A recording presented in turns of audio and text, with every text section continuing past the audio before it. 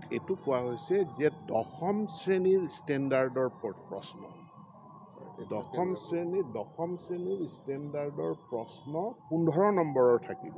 ইয়াত ভয় কৰিবলগীয়া সংখ্যা কৰিবলগীয়া কিটো আছে। আৰু যদি কোনো শিক্ষকে ক্লাছ 10 ষ্টেণ্ডাৰ্ডৰ 15 নম্বৰ অংকৰ প্ৰশ্নকেইটা যদি ভয় খায়, মই ভাবোঁ যে তেখেতে ছাত্ৰ ছাত্ৰীক কেনেকৈ শিক্ষাদান কৰিব।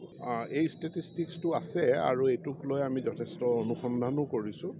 বিশেষকৈ আমাৰ চাহ বাগিচা অঞ্চল আৰু চৰ অঞ্চলত ড্ৰপ আউটৰ ৰেটটো বেছি। আপোনালোকে জিলাৰ তালিকাসমূহ দেখিলেও দেখা পাব যে চাউথ চালমাৰা মানকাছাৰৰ নিচিনা জিলাতে আটাইতকৈ বেছি ড্ৰপ আউট। গতিকে ড্ৰপ আউটখিনি নিৰাময় কৰাৰ কাৰণে আমি বিভিন্ন ব্যৱস্থা গ্ৰহণ কৰিছোঁ। তাৰে ভিতৰত আমি চাহ বাগিচা অঞ্চলত নতুনকৈ আমি বিদ্যালয় স্থাপন কৰিছোঁ, চাহ বাগিচা আদৰ্শ বিদ্যালয়। চৰ অঞ্চলৰ বিদ্যালয়সমূহৰ আন্তঃগাঁথনি উন্নয়নৰ কাৰণে ব্যৱস্থা গ্ৰহণ কৰা হৈছে। তাৰোপৰি আমাৰ যিসকল আউট অফ স্কুল চিলড্ৰেন আছে তেওঁলোককো ষ্ট্ৰীমলাইন কৰা, মেইন ষ্ট্ৰীমিং কৰাৰ কাৰণেও আমি ব্যৱস্থা গ্ৰহণ কৰিছোঁ। আৰু মই ভাবোঁ যে অহা দিনকেইটাত আমাৰ ড্ৰপ আউটৰ হাৰটো কমি যাব।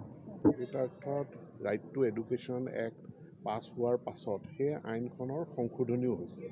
আৰু সংশোধনীটোত কোৱা হৈছিল যে যিবিলাক ৰাজ্য চৰকাৰে যদি ক্লাছ 5 আৰু 8ত পাছ ফেলৰ নীতি প্ৰৱৰ্তন কৰিব বিচাৰে তেতিয়াহ'লে ৰাজ্য চৰকাৰে সেই কামটো কৰিব পাৰে। গতিকে অসম চৰকাৰে 2022 চনতে সিদ্ধান্ত গ্ৰহণ কৰিলোঁ যে আমাৰ 5 আৰু 8ত পাছ ফেলৰ পৰীক্ষা হ'ব। আৰু বিদ্যালয়খনে সিদ্ধান্ত ল'ব ষ্টুডেণ্টজনক এবছৰৰ কাৰণে ৰিটেইন কৰা হ'ব নে নহয়। তাৰোপৰি এই ব্যৱস্থাও কৰা হৈছিলে যে ফাৰ্ষ্ট এটেম্পটত ফেইল কৰিলে ছাত্ৰ বা ছাত্ৰীগৰাকীক আকৌ এটা পৰীক্ষা দিয়াৰ তেওঁক সুবিধা দিব। আৰু যদি সেইটো পৰীক্ষাত পাছ কৰে তেনেহ'লে পদোন্নতি পাব। এতিয়া এইটো ইয়াক ইউনিফৰ্ম কৰি তোলা হৈছে গোটেই দেশখনতে, কিন্তু আমি অসমে আগতেই ইয়াক প্ৰৱৰ্তন কৰিছোঁ। আৰু মই ভাবোঁ যে ই আমাৰ ছাত্ৰসকলৰ তেওঁলোকৰ লাৰ্ণিং আউটকাম এছেছ কৰা এইটো ক্ষেত্ৰত যথেষ্ট সহায় কৰিব। নিগেটিভ কথাটো কিয় চিন্তা কৰে, ফেইল কিয় কৰিব। ফেইল কৰিলে আমাৰ যদি ফেইল কৰে তাৰ কাৰণেও আমি কাৰণটো বিচাৰি উলিয়াব লাগিব, কাৰণ আমি ৰিমেডিয়েল ক্লাছৰ ব্যৱস্থা ৰাখিছোঁ। গতিকে ফেইল কৰাৰ প্ৰশ্ন নুঠে। মই ভাবোঁ যে 100%ই পাছ কৰিব লাগিব। আৰু এতিয়া বিদ্যালয় শিক্ষাৰ গুণগত মান উন্নত হোৱাৰ পাছত আপোনালোকে দেখিছে যে মেট্ৰিকতো পাছ কৰাৰ পাৰ্চেণ্টেজটো যথেষ্ট বাঢ়িছে। আমাৰ গুণোৎসৱত A গ্ৰেডৰ সংখ্যা বাঢ়িছে আৰু মেট্ৰিকত 100% পাছ কৰা এই বিদ্যালয়ৰ সংখ্যাও আমাৰ বাঢ়িছে। নহয়, আমাৰ অলৰেডি প্ৰথম ফেজত 116খন। এই 116খনত আমাৰ আটাইকেইখন বিদ্যালয় চলি আছে আৰু দ্ৰুতগতিত তাত ছাত্ৰ ছাত্ৰীৰ সংখ্যা বৃদ্ধি পাইছে। নতুনকৈ আৰু যি 100খন চলি আছে এইটো নিৰ্মাণ হৈ আছে। আমি অহা বছৰৰ পৰা হয়তো তাতে শ্ৰেণী আৰম্ভ কৰিব পাৰিম।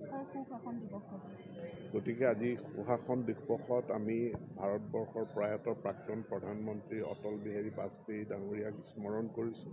তেখেতৰ প্ৰতি গোটেই ৰাষ্ট্ৰ চিৰকৃতজ্ঞ হৈ থাকিব।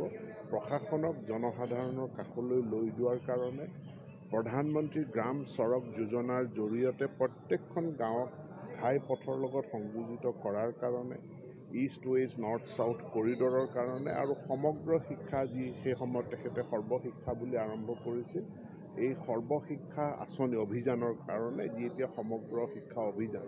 আৰু এই অটল বিহাৰী বাজপেয়ী ডাঙৰীয়াৰ যিটো ভিছন আছিলে, দূৰদৃষ্টিৰ কাৰণে তেখেতে সৰ্বশিক্ষা অভিযান আৰম্ভ কৰিলে। আৰু সৰ্বশিক্ষা অভিযানে গোটেই ৰাষ্ট্ৰখনত শিক্ষা যিটো পাব্লিক এডুকেশ্যন বুলি কওঁ, ৰাজহুৱা শিক্ষা ব্যৱস্থাৰ আমূল পৰিৱৰ্তন আনিবলৈ সক্ষম হয়।